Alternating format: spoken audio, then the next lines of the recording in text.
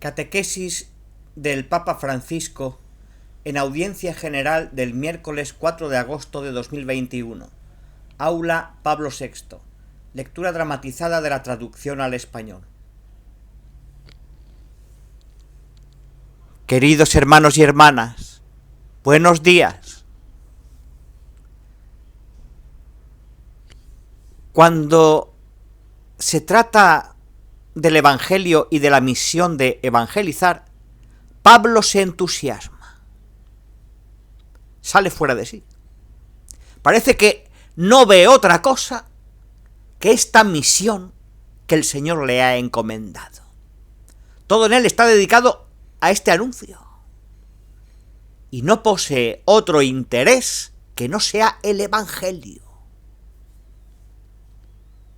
Es el amor de Pablo, el interés de Pablo, el trabajo de Pablo, a anunciar.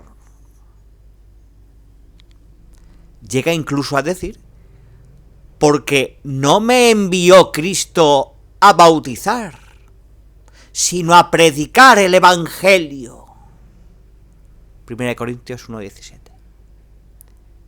Pablo interpreta toda su existencia como una llamada a evangelizar, a dar a conocer el mensaje de Cristo, a dar a conocer el Evangelio. ¡Ay de mí!, dice, si no predicara el Evangelio. 1 Corintios 9:16. Y escribiendo a los cristianos de Roma, se presenta sencillamente así: Pablo, siervo de Cristo Jesús, apóstol por vocación, escogido para el Evangelio de Dios. Romanos 1:1. Esta es su vocación. En resumen, es consciente de haber sido apartado para llevar el Evangelio a todos. Y no puede hacer otra cosa que dedicarse con todas sus fuerzas a esta misión. Se comprende, por tanto, la tristeza, la desilusión e incluso la amarga ironía del apóstol con los gálatas, que a sus ojos están tomando un camino equivocado, que los llevará a un punto sin retorno. ¡Se han equivocado de camino! El eje en torno al cual todo gira es el Evangelio. Pablo no piensa en los 4 evangelios, como es espontáneo para nosotros. De hecho, mientras está enviando esta carta, ninguno de los 4 evangelios ha sido escrito todavía. Para él, el Evangelio es lo que predica. Esto que se llama el querigma, es decir, el anuncio. ¿Y qué anuncio? De la muerte y resurrección de Jesús como fuente de salvación. Un evangelio que se expresa con 4 verbos. Que Cristo murió por nuestros pecados, según las Escrituras. Que fue sepultado y que resucitó al 3er día, según las Escrituras. Y que se apareció a Cefas. 1 Corintios 15, del 3 al 5. Este es el anuncio de Pablo. El anuncio que nos da vida a todos. Este Evangelio es el cumplimiento de las promesas. Y es la salvación ofrecida a todos los hombres.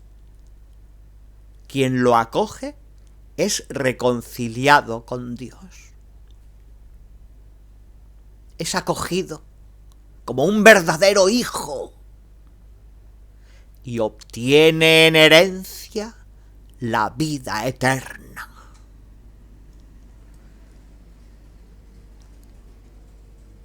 Pues delante de un don tan grande que se les ha entregado a los Gálatas, el apóstol no logra explicarse por qué están pensando en acoger otro evangelio. Quizá más sofisticado, más intelectual, otro evangelio. Hay que notar, sin embargo, que estos cristianos todavía no han abandonado el evangelio anunciado por Pablo. El apóstol sabe que están todavía a tiempo para no realizar un paso en falso. Pero les advierte con fuerza, con mucha fuerza. Su primer argumento apunta directamente sobre el hecho de que la predicación realizada por los nuevos misioneros, estos que predican la novedad, no puede ser el evangelio.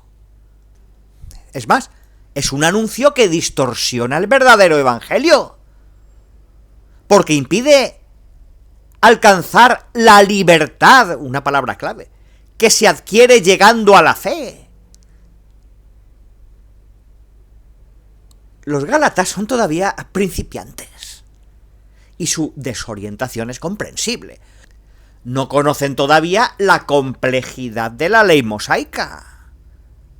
Y el entusiasmo en abrazar la fe en Cristo les empuja a escuchar a estos nuevos predicadores, bajo la ilusión de que su mensaje sea complementario con el de Pablo. Y no es así. El apóstol, sin embargo, no puede arriesgarse a que se creen compromisos en un terreno tan decisivo. El evangelio es solo uno, y es el que él ha anunciado. No puede existir otro. Atención, Pablo no dice que el verdadero evangelio es el suyo, porque lo ha anunciado él. No, esto no lo dice. Esto sería presuntuoso, sería vanagloria. Afirma más bien que su evangelio, el mismo que los otros apóstoles iban anunciando en otros lugares, es el único auténtico, porque es el de Jesucristo. Escribe así: os hago saber, hermanos, que el evangelio anunciado por mí no es de orden humano, pues yo no lo recibí ni aprendí de hombre alguno, sino por revelación de Jesucristo. Gálatas 1:11. Se comprende entonces por qué Pablo utiliza términos muy duros.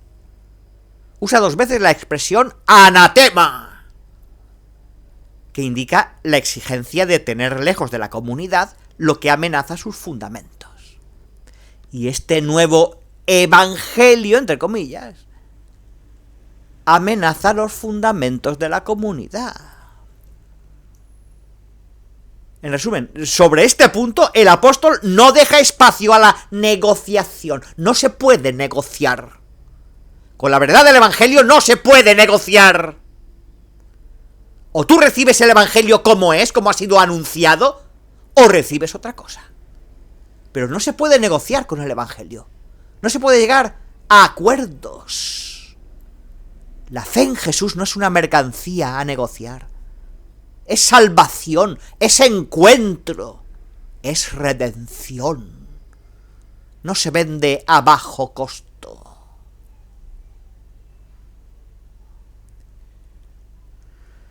Y esta situación descrita al principio de la carta parece paradójica, porque todos los sujetos en cuestión parecen animados por buenos sentimientos. Los gálatas que escuchan a los nuevos misioneros piensan que con la circuncisión podrán estar aún más entregados a la voluntad de Dios y por tanto agradar aún más a Pablo. Los enemigos de Pablo parecen estar animados por la fidelidad a la tradición recibida por los padres y consideran que la fe genuina consista en la observancia de la ley.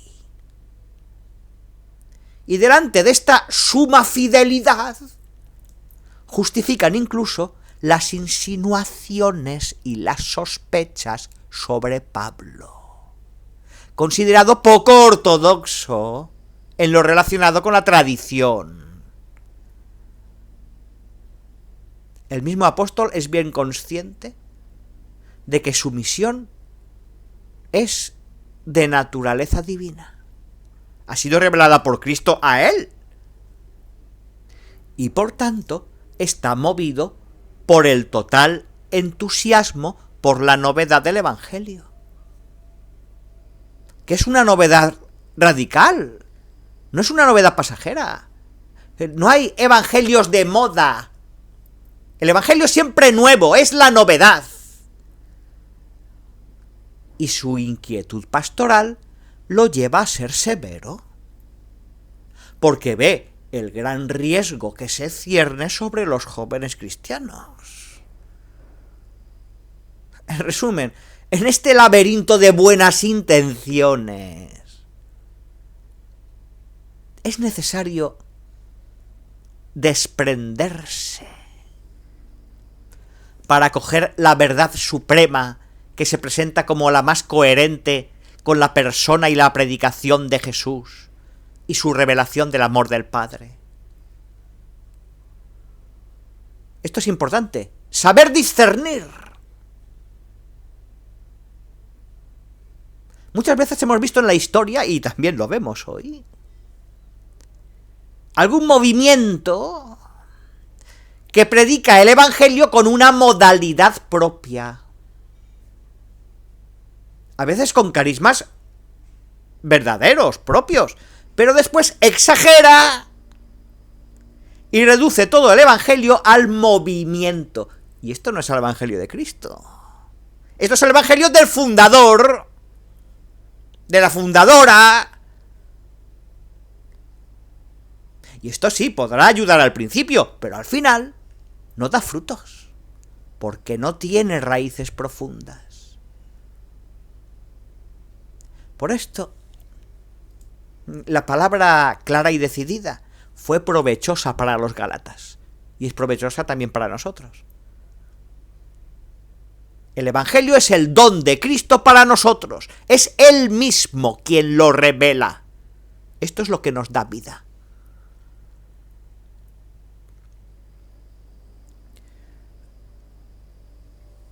Saludo cordialmente a los fieles de lengua española. Pidamos al Señor que nos conceda la gracia de perseverar en el seguimiento del Señor Jesús, para que nuestra vida sea, a los ojos de nuestros hermanos y hermanas, un testimonio gozoso del amor de Dios por toda la humanidad.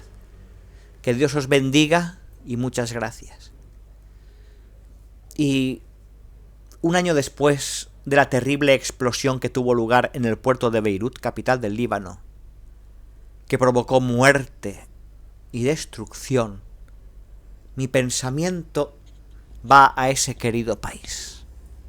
Sobre todo a las víctimas, a sus familias, a los muchos heridos y a los que perdieron la casa y el trabajo, y muchos que perdieron la ilusión de vivir. En la jornada de oración y de reflexión por el Líbano, el pasado 1 de julio, junto a los líderes religiosos cristianos, escuchamos las aspiraciones y las expectativas del pueblo libanés, cansado y decepcionado. E invocamos a Dios, luz de esperanza, para superar la dura crisis. Pues hoy hago un llamamiento también a la comunidad internacional, pidiendo que ayude al Líbano a realizar un camino de resurrección, con gestos concretos, no solamente con palabras, sino con gestos concretos.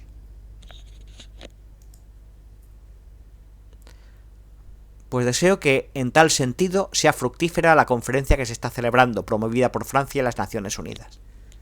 Queridos libaneses, mi deseo de ir a visitaros es grande, y no me canso de rezar por vosotros, para que el Líbano vuelva a ser un mensaje de fraternidad, un mensaje de paz para todo Oriente Medio.